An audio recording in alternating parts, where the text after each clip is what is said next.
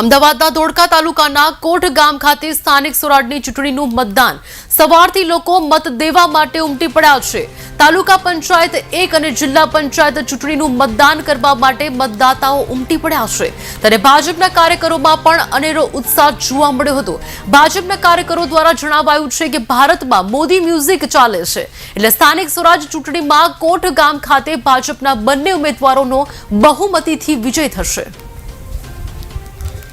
પેટા ચૂંટણી કે રનિંગ ઇલેક્શન થયેલું એની અંદર અમારા જિલ્લાના સદસ્ય રમણભાઈ ભાણાભાઈ સોલંકી આકસ્મિક મૃત્યુ પામવાને કારણે જિલ્લા સીટ ખાલી પડી હતી અને જે તાલુકાની સીટ હતી એ તાલુકાની સીટમાં અમારા મહિલા ઉમેદવાર જે હતા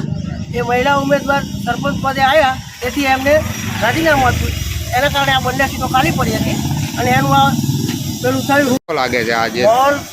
ભારત દેશ આખામાં મોદી મેજિક ચાલે છે, મોદી લહેર છે